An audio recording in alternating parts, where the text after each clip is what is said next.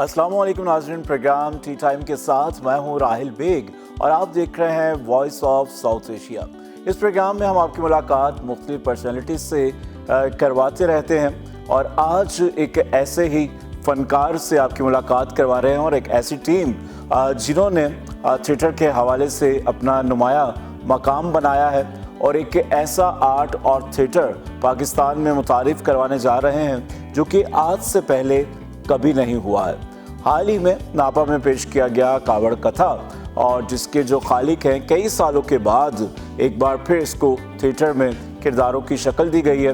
तो आइए उस टीम से आपकी मुलाकात करवाते हैं। तो सबसे पहले डायरेक्टर हैं इस कावड़ कथा के राव जमाल सिंह राजपूत साहब, अस्सलाम वालेकुम जी। अस्सलाम वालेकुम। और इसके साथ ही हैं ज़ुबैर बलोच और हसनैन फलक और ये वो आर्टिस्ट हैं जिन्होंने इस खूबसूरत खेल को सजाया है।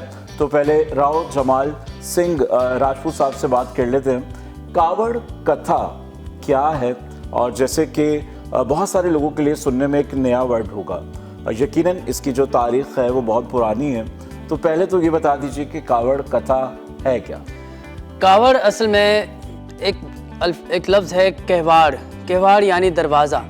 ये एक ऐसी कहानी सुनाने की ट्रेडिशन है जो राजस्थान से चली और फिर दौर जदीद के साथ और मुख्तलिफ़ वक्तों के अंदर ये गुम हो गई। उसके बाद इस कहानी को सुनाने का जो सबसे खूबसूरत टेक्निक है वो ये कि जैसे जैसे कहानी चलती है वैसे वैसे इसके दरवाज़े खुलते जाते हैं। दरवाज़े खुलते हैं, कहानी आगे बढ़ती जाती है। और ये न सिर्फ अब आज के दौर में होने लगा है दोबारा से, पाकिस्तान में ये हम पहली बार कर रहे हैं और ये इंशाल्लाह आगे भी होगा। ये पहले भी हुआ करता था, ये रामायण के ज़माने से चला आ रहा है। जब भगवान राम के किस्से लोगों में फैलाए गए, दुनिया को बताया गया कि कैसे हुआ सब कुछ जो हिंदुइज़्म के बारे में बताया गया, तो इसी टेक्निक को यूज़ करते हुए कहानियों को इस तरह पोर्ट्रेट किया गया, तस्वीरें बनी और फिर लोगों को बताया। एक कहानी को दूसरे तक पहुंचाया, दूसरे को तीसरे तक, तीसरे से चौथे, इसी तरह करते करते कहानियाँ फैलती गई। और एक कहवाड़ में, एक कावड़ में, एक कावड़ कथाकार 3 चीज़ों से गुजरता है। एक लकड़ी का बनता है, फिर इसके ऊपर पेंट होता है, फिर एक आर्टिस्ट होता है, एक फ़नकार होता है, कथाकार होता है, वो फिर सुनाता है कहानी। उसमें होता ये है कि बाज़ औक़ात आम तौर पे लोगों को समझ नहीं आता अलग अलग ज़बानों के एतबार से। तो हर इलाके के एतबार से हर ज़बान मुख्तलिफ होती है और हर पेंटिंग मुख्तलिफ होती है और उनमें रंगों की आमेज़िश भी बिल्कुल मुख्तलिफ होती है। बिल्कुल। और उसी तरह कहानी के साथ साथ इसमें तस्वीरें बनाई जाती हैं ताकि देखने वालों को आसानी से समझ आ सके। और यही कवाड़ है जिसको खुलते रहते हैं, जैसे दरीचे खुलते हैं और नई कहानी जन्म लेती रहती है। तो ये किस तरह से आपके जहन में आया? क्योंकि थिएटर की अगर हम बात करें तो नौजवान नस्ल में दोबारा से मकबूल हो रहा है और बहुत से यंगस्टर्स आ रहे हैं। अगर नापा की बात करें, यहाँ से भी लोग पढ़ रहे हैं, आप लोग भी यहाँ से ग्रेजुएट हैं। तो क्या कहेंगे, ये किस तरह से आपके जहन में आया? क्योंकि लोग ज़्यादातर कमर्शियल की तरफ जाते हैं या उस तरफ जाते हैं कि जिस पर टिकट ज़्यादा बिके या जिसमें ज़्यादा सस्ते कह लें अगर आप, तो मगर ये वाला जो एक प्योर आर्ट है, जो कल्चर भी है, तो इस तरफ आप लोगों का माइंड कैसे डाइवर्ट हुआ? असल में मेरा ज़ाती तौर पर मैं जब मुख्तलिफ़ खेल देखता हूँ तो मुझे ऐसा लगता है कि मेरे ख़्याल से एक खला है जिसे पुर करना चाहिए। और कावड़ कथा हमें नापा में पढ़ाया जाता है हिस्ट्री की क्लास में, तो डिफरेंट चीज़ें हम करते हैं उसमें। तो कावड़ कथा का जन्म भी अगर मैं कहूँ तो मेरे जहन में मैंने जो किया वो हमारी हिस्ट्री की क्लास से ही आया। मैंने किताबें पढ़ी, किताबों में कुछ लिखा हुआ था भोपा जीज के बारे में, कावड़ कथा के बारे में, राजस्थान के बारे में, हिंदुस्तान के बारे में, सिंध के बारे में, इंडस सिविलाइजेशन के बारे में, कि उस टाइम पर पेंटिंग, आर्ट और ये तमाम चीज़ें कैसे, स्टोरी टेलिंग चली कैसे। जैसे गारों में तस्वीर बनाकर स्टोरी टेलिंग की सबसे पहली पैदाइश गारों में से हुई। गारों में लोग तस्वीरें बनाते थे और वो एक दूसरे को बताते थे कि यहाँ इस किस्म की चीज़ हुई। तो ये स्टोरी टेलिंग गारों के ज़माने से चली हुई आ रही है और मुख्तलिफ़ टाइम पीरियड, इलाके और रीजन के हिसाब से ये स्टोरी टेलिंग चलती हुई आ ही रही है। और बिल्कुल ये सीना बसीना इसी तरह से चलती रही और वक्त के साथ साथ तकाजे बदलते गए, अंदाज बदलते गए और उनकी शक्लें भी तब्दील होती गई हैं। तो ज़ुबैर बलोच साहब, आप क्या कहेंगे, इस कावड़ कथा में आप क्या परफॉर्म कर रहा हैं? सबसे पहली बात तो मेरी बहुत बड़ी खुशनसीबी है कि मैं इसका हिस्सा रहा।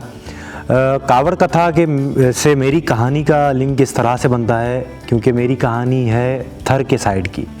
तो थर वो इलाका है पाकिस्तान का जो बिल्कुल इंडिया के बॉर्डर के साथ राजस्थान जिसकी बात हो रही है कावड़ कथा की, तो उसके साथ है बिल्कुल। और वहाँ पर एक पहाड़ है कारुंजर, जब अंग्रेज़ों ने वहाँ पर कब्ज़ा किया तो उन्होंने किस तरह से वो लड़े, किस तरह से उन्होंने अपने पहाड़ को अपने पास महफूज रखा और ख़ुद ही वो लड़े। बड़ी बात ये कि वो खुद लड़े अपने महदूद असासों के साथ, उन्होंने किसी से ना मदद ली ना किसी से कुछ कहा।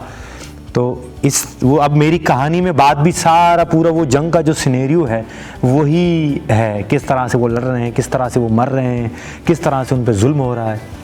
तो मेरी कहानी जो है इस तरह से बिल्कुल, और जहाँ पर लोग एंटरटेन होंगे वहाँ पे अपनी तारीख के बारे में भी जानने का मौका मिलेगा, सकाफ़त के बारे में, क्योंकि जो ड्रेसेस आप लोगों ने पहने हैं राजस्थानी हैं। तो हसनैन फलक से भी बात कर लेते हैं। हसनैन, क्या कहेंगे? अपने सबसे पहले किरदार के बारे में बताइए और इस लिबास के बारे में बताइए, क्या किरदार निभा रहे हैं आप? मैं दास्तान गो ही हूँ जो एक दास्तान सुना रहा है कावड़ कथा में, और किरदार कोई एक ख़ास किरदार नहीं है। इसमें मैं रावी के तौर पे कहानी पूरी सुनाता हूँ, और जहाँ जहाँ उस कहानी के अंदर मुख्तलिफ़ किरदार आते रहते हैं, राजकुमारों के, सरदारों के, रानियों के, तो वो किरदार भी मैं साथ साथ कोशिश करता हूँ उन किरदारों में ढल के उनमें बात की जाए। और रही बात जहाँ की ड्रेसेस की आप बात कर रहे हैं, तो हमने जितनी भी कोशिश की थी, राव जो हमारे डायरेक्टर, इनका आइडिया यही था कि हम जितना करीब तर दिखा सकते हैं अपने कल्चर को, हिस्ट्री को, उतना करीब तर करें। ये आइडिया भी जो था ये भी इसी का हिस्सा है, और जो कॉस्ट्यूम है जितने भी, वो भी जितना करीब तर हम जा सकते हैं, ये पगों का स्टाइल उनका या जो पहनने का तरीका जो था, कोशिश की कि करीब तक पहुंच सके, उस हवाले से कहानी सुनाई। बिल्कुल। राव साहब, ये भी बताइएगा, देखिए कि अमूमी तौर पर जब आप थिएटर पे परफॉर्म करते हैं किसी एक कैरेक्टर में होते हैं, और जब आप ये कावड़ कथा कर रहे हैं और मुख्तलिफ कैरेक्टर्स की आवाज़ को बनाना, बोलना, उनके डायलॉग्स बोलना, तो कितना मुश्किल होता है, कितना डिफ़िकल्ट होता है ये? मुश्किल होता है। असल में हम बार बार मश्क किए जाते हैं, बार बार तैयारी करते हैं, बार बार करते हैं, फिर एक दूसरे के साथ बैठते हैं एक्टर परफॉर्मर्स, हम साथ में बैठ के कहते हैं नहीं इस तरह नहीं, इस तरह करके देखो, फिर हम चेंज करते हैं बार बार चेंज करने से होता ये है कि हम जब सोच हमारे जहन में वो पैदा हो जाती है, तो आवाज़ का ताल्लुक़ हमारे जहन से होता है। तो जब हम सोचते हैं तो हमारी आवाज़ खुद ब खुद जो है वो उस लहजे में उतर जाती है। और इस टेक्निक के हवाले से मैं एक और ये बात ऐड करना चाहूँगा कि इसको क्लासिकल टाइम पीरियड के हवाले से बिल्कुल वैसा ही दिखाया गया है जैसा हुआ करता था।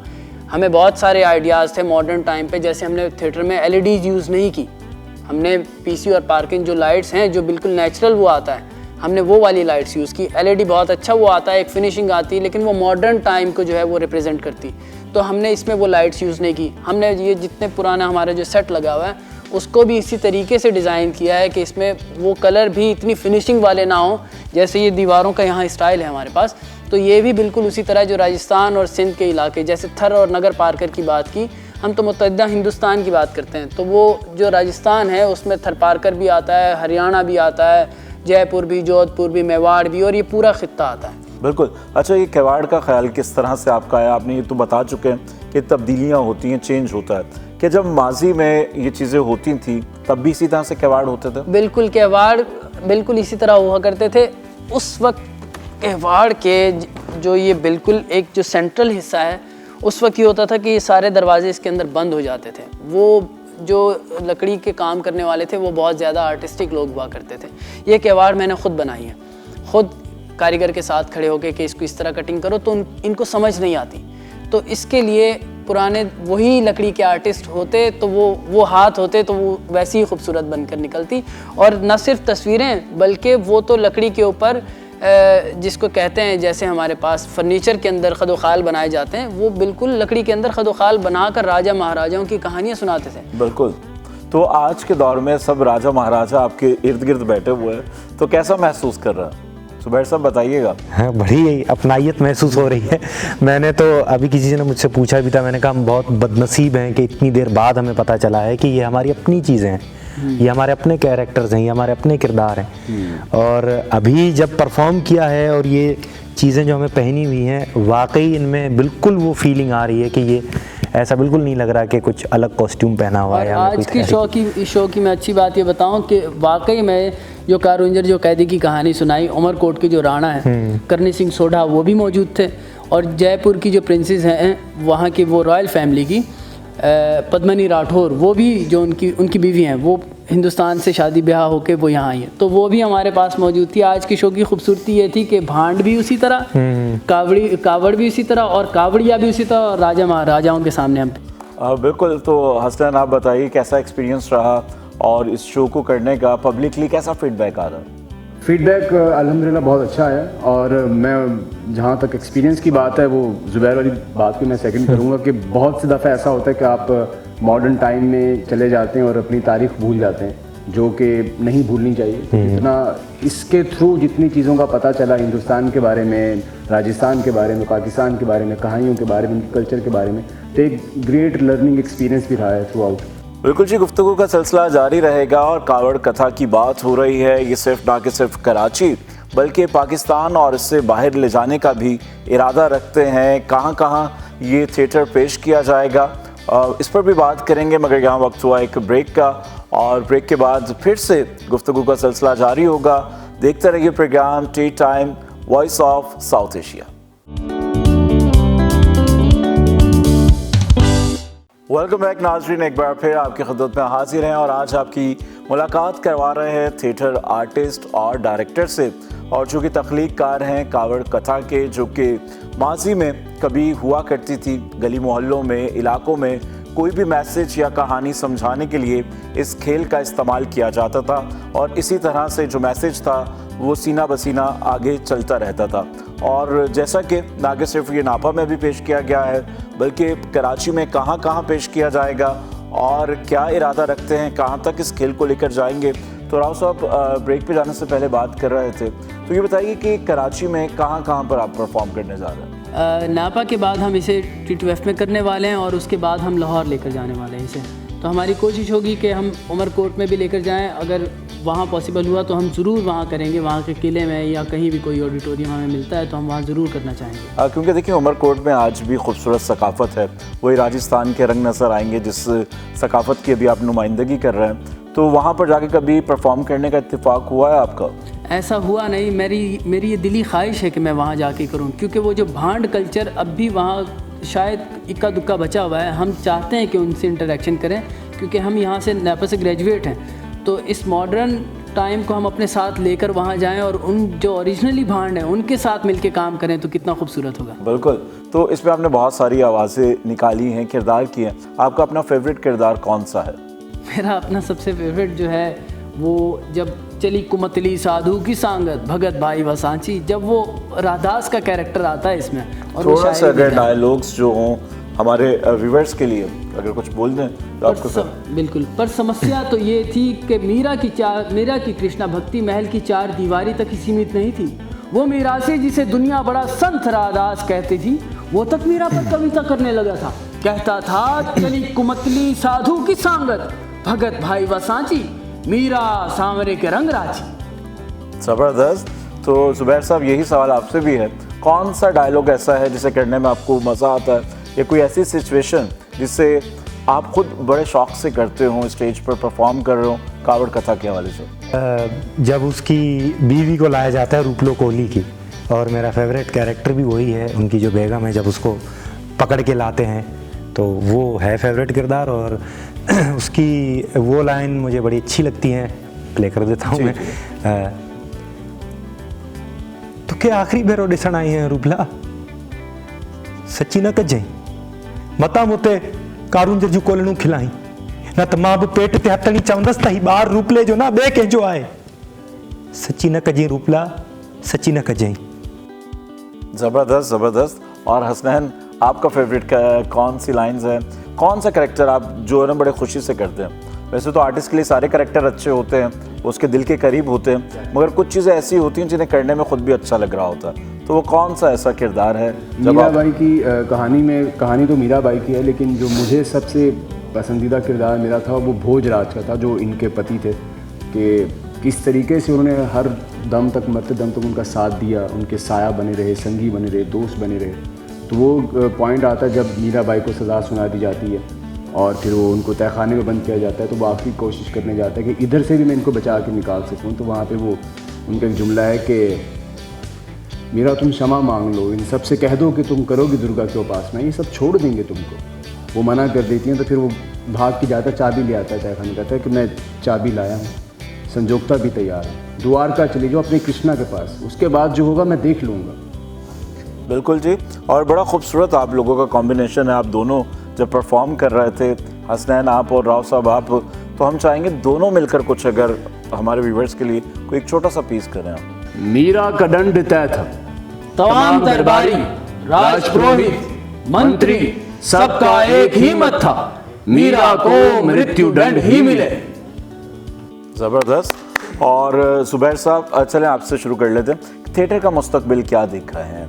बहुत सारे लोगों को शौक़ होता है आर्टिस्ट बनने का, और बेशतर ऐसे लोग हैं जो कि ना तो इसकी कोई क्लासेस लेते हैं ना प्रैक्टिस करते हैं, और उनको ऐसा लगता है कि शायद ये बहुत आसान काम है, बस जाएंगे एक्टर बन जाएंगे। टीवी ड्रामों का इतना ज़्यादा क्रेज़ है, एक आर्टिस्ट बनने के लिए क्या क्या मेहनत करना पड़ती है, क्या चीज़ें ज़रूरी हैं? बतौर डायरेक्टर आप किस तरह से देखते हैं इन सब चीज़ों को? मेरे ख्याल से थिएटर का अगर मैं फ्यूचर की बात करूं तो मैं ये समझता हूं कि मुल्क के जैसे हालात चल रहे हैं तो पाकिस्तान में तो थिएटर का मुस्तकबिल ज़रा ख़तरे में दिखता है, लेकिन आर्टिस्ट कोशिश में लगे रहते हैं। थिएटर आर्टिस्ट की सबसे खूबसूरत बात ये होती है कि वो अपनी उम्मीद नहीं छोड़ता, वो लगा रहता है, वो लगा रहता है, वो लगा रहता है, आखिरी दम तक लगा रहता है।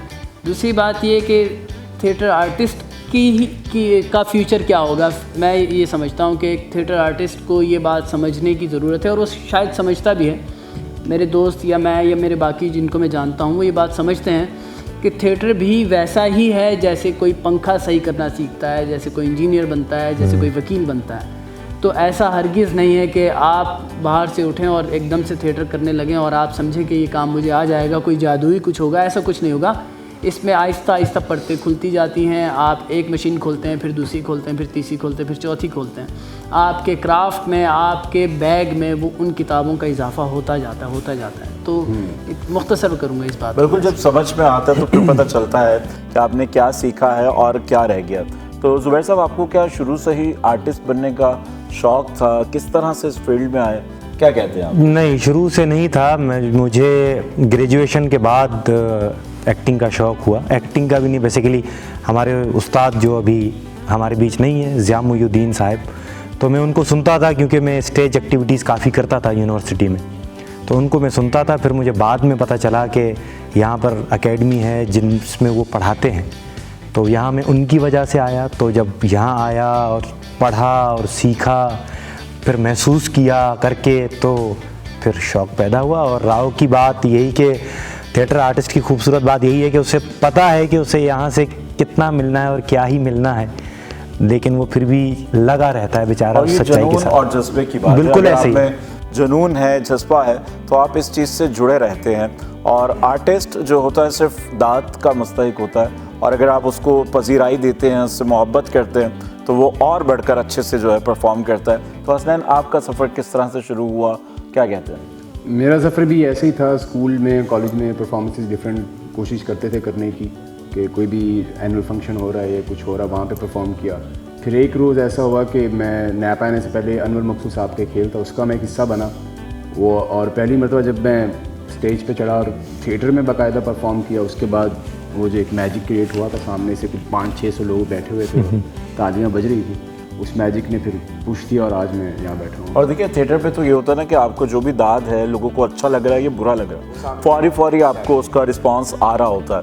तो थिएटर 1 घंटा या इससे भी तवील दुरानिए का होता है, तो सब स्क्रिप्ट को याद करना, सिचुएशंस, कभी ऐसा हुआ कि भूल गए हों आर्टिस्ट आपस में, तो फिर किस तरह से? पब्लिक को तो नहीं पता है कि क्या हो रहा है, मगर आर्टिस्टों को तो आपस में पता होता होगा, तो फिर किस तरह से कवर करते हैं आप? भाई, मेरे लिए सबसे ज़्यादा मुश्किल ये था इस प्रोडक्शन में कि मैं डायरेक्शन भी कर रहा हूँ, मैंने ये कहानी ड्रामाई तौर पर लिखी भी, और मुझे इन दोनों को तैयार करना और फिर प्रोडक्शन को देखना, और बहुत सारे मसाइल थे। और उसमें मुझे ख़ुद भी मीरा बाई की कहानी याद करनी, लिखी मैंने ड्रामाई उसमें, लेकिन मैंने इस सफ़र में ये सीखा कि लिखने की बात और होती, याद करने की बात और होती। तो हसनैन और मैं जब भी करते थे तो मैं हमेशा क्यूज़ भूलता हमेशा, लेकिन उसमें हम ये करते थे कि बार बार तो ये बाज़ औक़ात मुझे कहते हैं अच्छा आज तुम भूलोगे, मैं कहता हूँ नहीं, और मैं भूलता हूँ लेकिन हम उसको पकड़ लेते हैं। आखिरी शो में हमारा फोकस 100% नहीं, 200% हो जाता है। तो वो लाजमी कहीं ना कहीं क्यों जो है हम एक दूसरे को बना लेते हैं कि अब पता है कि मेरा डायलॉग है। तो जुबैर साहब, आपके साथ कभी हुआ स्टेज पे परफॉर्म करते हुए आप भूल गए हो तो जो बराबर में आर्टिस्ट है उसने याद दिलाया हो? बिल्कुल हुआ है। और आज तो नहीं हुआ है? नहीं, आज तो नहीं हुआ, और आज कोई था ही नहीं, मैं क्या कर रहा था। 2-3 दफ़ा हुआ। एक दफ़ा तो राव के साथ ही एक प्ले बेताली, एक प्रेम कथा सरफाबाद ने डायरेक्ट किया था, तो उसमें मैं लाइंस भूल गया था, तो राव ने कुछ मुझे फिर एक कुछ इस तरह से उसने किया, तो फिर मैं दोबारा से वहाँ से कनेक्ट हुआ। हम करते हैं, हम ऐसा करते हैं, मिसाल के तौर पे कोई बात है तो हम उसको ये कह देते हैं कि यार अच्छा उस वक्त तुम वहाँ गए थे और उस वक्त क्या हुआ था, तो वो उस वक्त फ़ौरन से पकड़ लेता है कि अच्छा वो यहाँ ये हुआ था, तो वो छट से लाइन दे दे, फिर हम उसको प्ले को आगे बढ़ा देते हैं। आपके साथ कुछ हुआ ऐसा वाकया स्टेज पर? मेरे ख्याल से तकरीबन हर आर्टिस्ट के साथ ही होता रहता है, लेकिन बात यह है कि थिएटर की जो खूबसूरत बात है कि जब भी आप कोई कहानी तैयार करते हैं तो आप सिर्फ अपने जुमले या अपना किरदार नहीं तैयार कर रहे होते, आप पूरी कहानी तैयार कर रहे हैं। तो अगर आपके पूरी कहानी जब आपने तैयार कर ली है तो पूरा खेल में 4-5 मरतबा भी लोग अगर जुमले भूलेंगे तो उसने पूरी कहानी तैयार की होती है, उसको समझ आता है कहानी हमने लेके कैसे जानी है, तो भी एक आपकी प्रैक्टिस के बाद आपको अंदाज़ा हो जाता है। सिर्फ अपना ही किरदार याद नहीं करते, बल्कि जो आपके साथ सब लोग परफॉर्म कर रहे होते हैं उनके किरदारों को, डायलॉग्स को, अपने क्यूज़ को आपको याद करना पड़ता है। तो कोई मैसेज देना चाहें आर्ट लवर्स के लिए, थोड़ा पहले आपसे कर लेते हैं, तो क्या मैसेज देंगे? मैं सबसे पहले ये कहना चाहूँगा कि आप लोग थिएटर को देखें, देखना और उसका होना ज़रूरी है। मतलब थिएटर ना हो तो मेरे ख्याल से सोसाइटी में एक बहुत अहम चीज़ वो मिस हो जाती है, एक खला है जो वो बरकरार रहती है। हमारे पास तो थिएटर अच्छा और बुरा होना ज़रूरी है। मेरा कहने का मकसद सिर्फ ये कि वो हो, अगर नहीं होगा तो फिर मतलब कुछ भी नहीं है। आप फिल्म देखें, दूसरे मीडियम जितने हैं वो हैं अपनी जगह, लेकिन थिएटर का एक जो एक्सपीरियंस आप करते हैं एक आर्टिस्ट के आमने सामने, आपको वो 3D नज़र आ रहा होता है और आप उसको देखते हैं, आप उसी वक्त उसे जूता भी मारते हैं, आप उसी वक्त ताली भी मारते हैं। तो वो एक जो जादुई सी एक वॉल होती है, जो हमारा कनेक्शन होता है ऑडियंस के साथ और ऑडियंस का हमारे साथ, वो बहुत खूबसूरत है, उसको बरकरार रखें। बिल्कुल जी, बहुत खूबसूरत मैसेज है और इसी तरह से चीज़ें आगे से आगे बढ़ती हैं जब तक हम देखते रहेंगे, पसंद करते रहेंगे। इस प्ले को जो बनाता है वो है इसका म्यूज़िक, और इसमें लाइव म्यूज़िक का भी जो है कि तड़का लगाया गया है। सिचुएशन के साथ साथ म्यूज़िक तब्दील होता है। तो इस ब्रेक के बाद म्यूजिशियन से भी बात करेंगे, कैसा एक्सपीरियंस उनका रहा। तो आप पूरी टीम का बहुत बहुत शुक्रिया, थैंक यू। ब्रेक पे जाने से पहले हमने बताया था कि जब कावड़ कथा का जिक्र होता है तो वो म्यूज़िक के बगैर अधूरा सा होता है। जो मुख्तलिफ सिचुएशंस हैं उसमें कहीं ना कहीं म्यूज़िक के पीसेस हैं, तो इसको जो म्यूजिशंस हैं उनका ताल्लुक़ भी मौसीकी के घराने से है। जो सारंगी पर हैं उनका ताल्लुक़ होशियारपुर घराने से है, और ये इसी तरह सिलसिला ब सिलसिला चलते आ रहे हैं। ये 7वीं उनकी पुश्त है, और जो कि सारंगी प्ले करते हैं गुल मोहम्मद ख़ान, और ये फाउंडर भी हैं साउंड ऑफ कराची के। और इसके साथ साथ तबले पे हमारे साथ है सागर बेल जी, जो कि यहीं के स्टूडेंट हैं, नापा से इन्होंने तमाम चीज़ें सीखी हैं, और इसके साथ साथ कोक स्टूडियो पे भी अपने तबले और अपने फ़न का जादू जगा चुके हैं। तो सबसे पहले गुल साहब, आप दोनों मेहमानों को वेलकम कहते हैं। तो कावड़ कथा की जो मुख्तलिफ सिचुएशंस हैं, सबसे पहले तो हम सारंगी पे बात कर लेते हैं। ये एक कदीम साज़ है और इसके बजाने वाले बहुत कम होते चले जा रहे हैं। जी तो जी, ये अलमिया हमारा अलमिया है, तो इसकी बड़ी वजह आप क्या समझते हैं? वो जैसे कि कावड़ कथा के बारे में बात हो रही थी, ये एक पुरानी चीज़ चलती आ रही है। तो हमारे ये इंस्ट्रूमेंट है तबला, सारंगी, ये क्लासिकल म्यूज़िक के साथ है ना, कि ख्याल गायकी में और ठुमरी कहीं गाई जा रही है, वो ध्रुपद गायकी गाई जा रही है, तो उसमें यूज़ होने वाले साथ। अब वो गायकी ख़त्म होती जा रही है, तो इसलिए उनका इस्तेमाल होना कम हो गया। वो लोग सोचते हैं हम सीख के क्या करेंगे। अच्छा, ये देखें, ये जो दोनों साज़ हैं तबला और सारंगी, जब इनका एक इम्तिजाज होता है तो सुनने वालों को भी एक सुकून सा फील होता है, जो इसमें से सुर निकलते हैं, बिखरते हैं। तो सागर, आप क्या कहेंगे? और इतनी यंग एज में आप इस फन से मुंसलिक हैं और कोक स्टूडियोज़ कर रहे हैं, मुख्तलिफ शोज़ करते हैं, मगर कावड़ कथा का जो एक्सपीरियंस है आपका कैसा रहा? कावड़ कथा से रिलेट मैं ये बात कहूँगा कि ये जो म्यूज़िक और थिएटर को जो साथ करने का जो एक्सपीरियंस रहा है मेरे लिए, ये एक बहुत ही अमेजिंग सफ़र है। तो इसमें मज़े की बात ये है कि जब स्टोरी टेलिंग और म्यूज़िक जब साथ साथ लाइव चल रहा होता है तो जिस तरह ऑडियंस को उसका लुत्फ़ आ रहा होता है उसी तरह म्यूजिशियंस भी उसका लुत्फ़ उठा रहे होते हैं, क्योंकि सामने जब आपकी स्टोरी टेलिंग हो रही है, नरेशन है, व्हाटएवर जो भी परफॉर्मेंस हो रही है, जब उसमें म्यूज़िक ऐड होता है तो उसकी वो जो प्रॉपरली जो एक पीस है वो उसकी जो क्या कहेंगे वो एक एनहांस कर जाता है। और अच्छा देखिए, एक भारी जिम्मेदारी है अब दोनों म्यूजिशियंस पे, क्योंकि जो म्यूजिक होता है वही एक मूड और एक तासुर कायम करता है, और आपका गलत जरा सा भी सुर या ताल वो बिल्कुल एक माहौल चेंज कर देता है। तो पहले से आप लोग प्रैक्टिस करते हैं इसकी, क्या करते हैं? पहले तो हमें कहानी सुनाई गई थी, राव ने हमें पूरी कहानी कि ये कहानी हमारी 3 करैक्टर हैं इसमें, तो उसके बाद फिर हमें स्क्रिप्ट भी दी गई। हमने फिर वहाँ पे वो अपने अपने पॉइंट अपने मार्क किए थे कि मेरी यहाँ एंट्री होगी, उस चीज़ की प्रैक्टिस हमने। तो ये म्यूज़िक जो है आप लोगों ने खुद से तरतीब दिया है सिचुएशन के हिसाब से, और ये जो चीज़ें बजा रहा था ये पुरानी ठुमरियाँ भी इसमें मौजूद थी, 3-4 ठुमरियाँ बजाई मैंने, टप्पे बजाए। सही है, एक हमारी स्ट्रेंथ है क्लासिकल की दादरा, सही है, वो बजाए इसमें। उसके अलावा फिर वो रागों की जहाँ पे कोई गम वाला पार्ट आ रहा है वहाँ पे मैंने दुखी राग बजाए, पूरिया धनासरी है ना, इनका ज़रा सैड। और अच्छा, ये वो तमाम चीज़ें हैं जिन रागों के आपने नाम लिए हैं, ये बुनियाद है जी। अगर आप गायकी या म्यूज़िक की समझ बूझ रखते हैं तो इनसे जुड़ना आपका लाजमी है। जब आप इन चीज़ों से जुड़ेंगे तो यकीनन आप म्यूज़िक को अच्छे से समझ सकेंगे, कर सकेंगे। तो तबला भी एक अहम किरदार अदा करता है मौसीकी के तमाम साज़ों में। तो तबला बजाने का शौक़ कैसे पैदा हुआ, किस तरह से इस फील्ड में आए, क्या कहेंगे? मेरे नज़दीक इसका सवाल का जवाब ये बनता है क्योंकि मैं जब भी मंदिर या गुरुद्वारे जाया करता था तो वहाँ हमेशा ही तबले के साथ संगत होके प्रार्थना होती थी, तो वहाँ से ही तबले ने मुझे फैसिनेट किया और मैं तबले की तरफ लपकता था।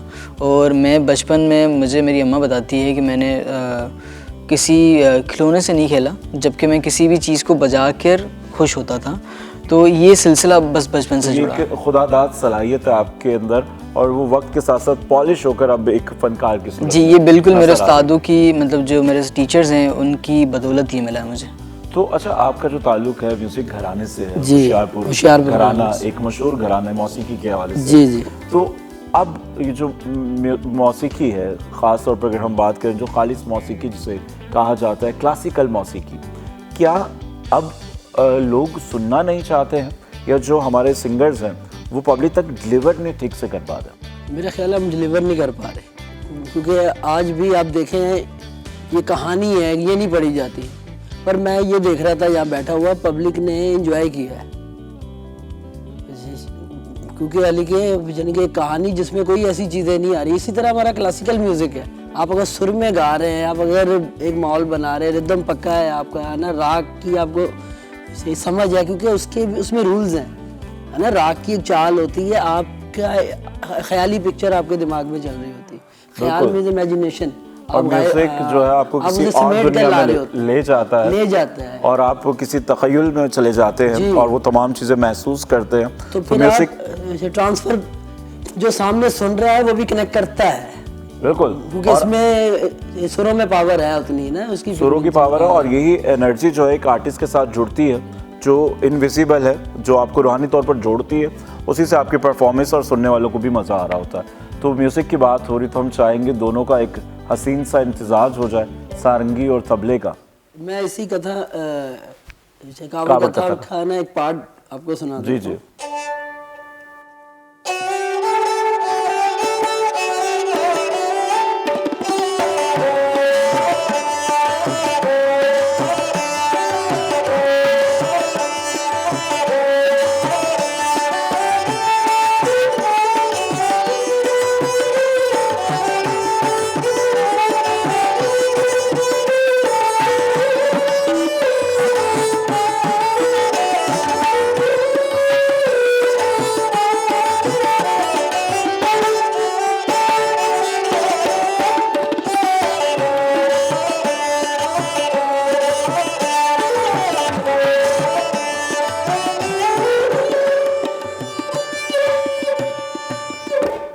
बिल्कुल, बहुत खूबसूरत, और ये खुशी के इजहार का एक ज़रिया था, और खुशी का जो आपने म्यूज़िक बजाया है, और ये बड़ा मशहूर गाना है, ये टप्पा है वो जो मेरे नेहर से आज मुझे आया शायद, कि ये पीला जोड़ा और ये हरी हरी चूड़ियाँ।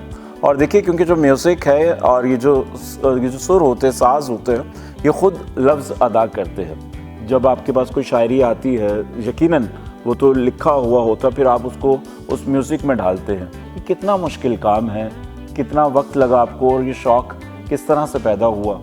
मेरे ख्याल में तो अगर आप सीखे हुए ना तो आपको नहीं लगता उस चीज़ में, क्योंकि आप सीखते ही इसलिए हैं कि अपनी बेस बना सकें, आप टेम्पो को समझ पाएँ, है ना। बहर होता है शायरी का भी, एक वज़न होता है, वेट होता है। अब आपको पता है, आपने उसका वेट देखा वो कहाँ गया, तो आप उस हिसाब से टेम्पो मेंटेन करते हैं कि इसका रिदम क्या होगा, उसमें आपको सुरों की आमद आती है ना, वो जो आनी होती है। बिल्कुल, ये एक आमद का सिलसिला है।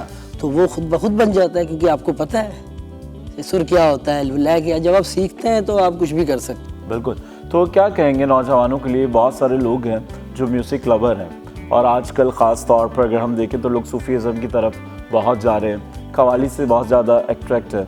और कव्वाली में तबला और ढोलक का एक ख़ास जो होता है, एक काम होता है जिससे आप लोगों को इंगेज करते हैं।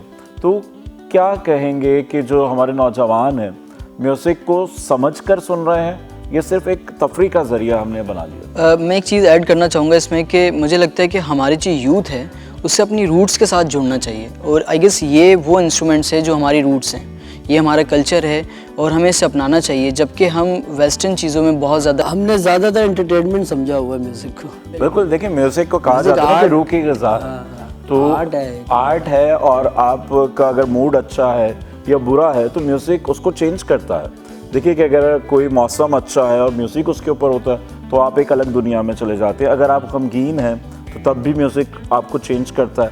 तो मैं ये भी एक चीज़ ऐड करना चाहूँगा कि हमारे यहाँ जो नौजवान नस्ल है उसे ये लगता है कि इस काम में पैसा नहीं है, तो हम ये काम क्यों चूज़ करें। मैं उनको ये कहना चाहूँगा कि ये कोई पार्ट टाइम काम नहीं है। आप इसे अगर संजीदगी के साथ और कंसंट्रेशन के साथ, सिंसेरिटी के साथ, ऑनेस्टी के साथ अगर आप करते हैं तो आप इसमें बहुत अच्छा अर्न कर सकते हैं। मैं ये भी कह सकता हूँ कि अगर आपने अच्छे से इसको कर लिया तो आप घर, गाड़ी, ये वो सारी चीज़ें आपकी आसानी से बन सकती हैं। देखिए उसके लिए आपका अपने काम से, अपने फ़न से मुखलिस होना ज़रूरी है। अगर जब आप अपने काम के अंदर निखार पैदा करने के लिए मेहनत करेंगे, जुस्तजू करेंगे, तो इज़्ज़त, शोहरत, पैसा सब आपके पीछे आएगा। अगर हम सिर्फ शोहरत के पीछे भागकर या सिर्फ अपना नाम बनाने के चक्कर में रहेंगे तो शायद ये चीज़ें मुश्किल हो जाती हैं। क्या कहते हैं आप? टाइम ज़ाया होता है, क्योंकि आपने तो अपने बड़ों को देखा है। किसी भी चीज़ में आप ना मेहनत करें, या हमारे बड़े हमें कहते थे बेटा इसको ये ना सोचना कि मैंने स्टार बनने के लिए नहीं, क्योंकि फिर इसको बनना। हाँ, जब आपने यानी कि अपने इससे प्यार करोगे ना, ये आपको सब कुछ वो देगा जो आपको बना देता है। आपको कुछ और यही सोचने फन से मोहब्बत होती है। तो सागर, पहले आप बताइए क्या मैसेज देंगे यंगस्टर्स को जो म्यूज़िक लवर है, जो सीखना चाहते हैं, उनके लिए क्या मैसेज? सबसे पहले मेरा ये मैसेज है कि म्यूज़िक एक पीस का मैसेज देता है। तो सबसे पहले हमें मिलना चाहिए, ऐसी कुछ गैदरिंग्स करनी चाहिए जहाँ म्यूज़िक हो। जो हमारी फ्रस्ट्रेशन है आजकल हमारी कम्युनिटीज़ के अंदर, जो हमारे माहौल में जो हमारी एक जो सिचुएशन क्रिएट हुई है, हम म्यूज़िक के थ्रू उस सारी चीज़ों से बाहर निकल सकते हैं। तो जितना हो सके हम एक छोटा सा प्रोग्राम कर लें, वहाँ बैठें हम। अच्छा, जितने हम पुराने साज़ों के साथ मिलेंगे उतना ही हम ज़्यादा ट्रेडिशनल इंस्ट्रूमेंट्स के साथ, बिल्कुल बहुत ज़रूरी है। जब तक हम अपनी फितरत से, नेचर से जुड़े रहेंगे ना, तो हम हमेशा ज़िंदा रहेंगे। तो गुल मोहम्मद खान साहब, आप क्या मैसेज देना चाहेंगे उन लोगों को जो म्यूज़िक लवर है और जो लोग सीखना चाहते हैं, ख़ासतौर पर अगर सारंगी के हवाले से, इस साज की अहमियत के हवाले से क्या मैसेज देंगे? इसकी बड़ी अहमियत है। मैं तो यही कहूँगा, सबसे मेरी गुजारिश है इस साज से प्यार किया जाए, क्योंकि ये ख़त्म हो रहा है पूरे सिंध में। वो सीनियर मेरे अब्बू हैं सिर्फ इस वक्त, अख्तर हुसैन खान। तो एज ए स्टूडेंट उन्हीं का स्टूडेंट मैं हूँ यहाँ पे, ये कराची में बजा रहा हूँ। और हमें पूरे सिंध में कोई सारंगी प्लेयर नहीं मिलता। पंजाब में 2 से 3 सारंगी प्लेयर हैं। देखिए कि अलमिया है कि पूरे पाकिस्तान में ये जो कदीम साज है, जो पहले मौसीकी में कामयाबी की ज़मानत समझा जाता था, अगर आप फिल्म्स का म्यूज़िक देखें तो उसमें भी इस साज का इस्तेमाल होता था। भंगड़े में खाली ये हमारे यहाँ पे ये है, अब ड्रामों में भी कॉन्सेप्ट चल रहा है, जहाँ फोतगी होती है वहाँ सारंगी डालते हैं। सारंगी डालते हैं, सही है। बिल्कुल खुशी में भी होता है, भंगड़े में यूज़ होता है, गज़ल्स में यूज़ होता है। ज़िंदगी 2 तरह की है, खुशी में है या गमी में है, और ये मौसीकी भी उसी के साथ है। तो आज का जो टी टाइम स्पेशल था वो थिएटर के फ़नकारों के साथ और म्यूजिशियंस के साथ था। कावड़ कथा जो कि एक मुनफरिद कहानी है, मुनफरिद अंदाज़ है, इसे पाकिस्तान में पहली बार पेश किया जा रहा है। यकीनन इस नए थिएटर के हवाले से आपको जानने का भी मौका मिला होगा। राहिल बेग को दीजिए इजाज़त, मगर उससे जाने से पहले एक खूबसूरत कंपोजिशन तबला और सारंगी की, और इंशाल्लाह आपसे फिर मुलाकात होगी अगले प्रोग्राम में। तब तक के लिए राहिल बेग को दीजिए इजाज़त और देखते रहिए वॉइस ऑफ साउथ एशिया।